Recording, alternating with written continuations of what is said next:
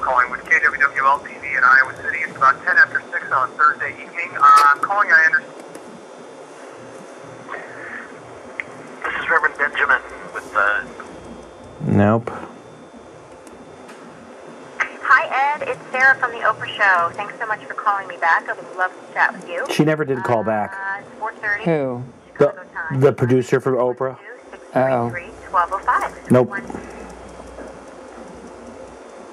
Well, she's missing out. I had to get married after the Iowa decision came over my phone, because one of my colleagues at the ACLU was keeping me posted on the progress. And so when full marriage equality, the question was going to be whether or not it would be a positive decision, and if so, how positive. And the most positive would be as if it was full marriage equality. Once we realized we had 6 couples, then it was like, oh, that's 12 people. So we might as well get something bigger.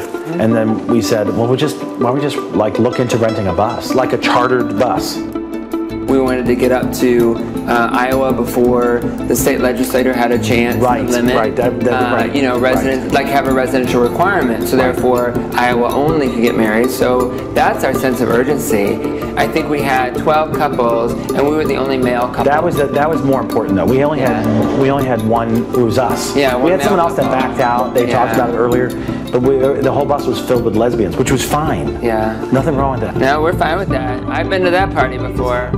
For me, it's a continuation of a legacy to stand up and say, I am fully human, I do deserve these rights, these are mine. And so I think to go in there and to be able to sign that paper is probably what I'm looking most forward to. I don't feel like we're threatening anybody. You know, everybody says, oh, this is such a threat to heterosexual marriage. I don't know how I'm threatening anybody. You know, I'm with the person that I've been with for 23 years. Where's the threat? Well, we are like everybody else. And if we are like everybody else, we should have the same rights as everybody else. The only thing that's different is what we do behind closed doors. That's the only thing that's different.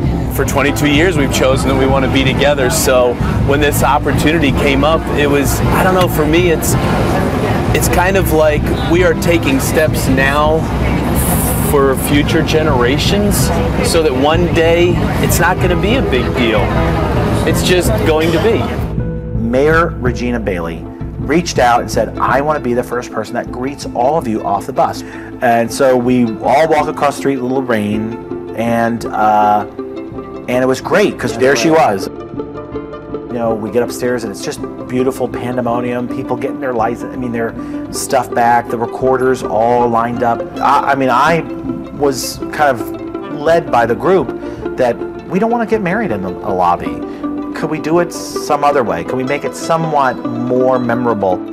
It was so great to go over there and see those congregants, people that belong to that church, welcoming us, cake and homemade stuff. Like, I'm not trying to be cheesy, but not like church basement goodies, like stuff that you know someone baked in the morning. It was amazing. I'm telling you, one by one. We were the first couple that, you know, once they started, Susan called us up. I think for me, at that moment, like just getting up there, all that leading up to it, and I've seen marriages before, but in that moment, it was like I had never been in a marriage before. I was so speechless. It was like I felt like I was like all time stopped. It's that really weird statement I think people say when they talk about their weddings. I felt like we were surrounded by support, and then to have really all of us be just pretty emotional. And I think that's when, you know, the personal and the political kind of all came together for me, but then the political kind of went aside and it was totally personal, which was about us. I definitely think that is the movement we're in right now. If you're in a couple, in a relationship, get married. take a bus, take a plane, take a boat, walk, bike, get married. I mean, we didn't set out to sort of plan this, gigantic destination wedding. Instead, what we tried to do is get ourselves up there sooner than later. Correct. And take others with us. You can't predict that moment that you're going to have, and so to actually have it and have our connection to actually touch each other's hands and share rings and say words to each other that were the traditional Hebrew vows. It was really, really nice. It was really that was worth it right there. And then I had hoped in that moment when I was having that and mine was done and the next couple were to go up. I wish that every single couple had an ounce of what we had up there, because it was completely moving.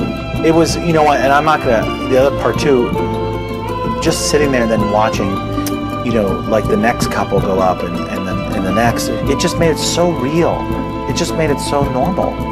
And then to see people in the back pews, probably the last 3 pews, not the press, not the media, just supporters who took a lunch and walked in.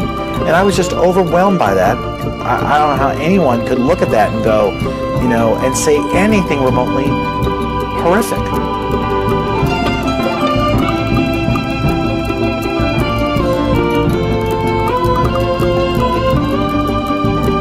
Is this the honeymoon stage? Is this the part where, what we're feeling this week? I mean, can we maintain that? I hope so. I mean, I hope in that energy around positivity.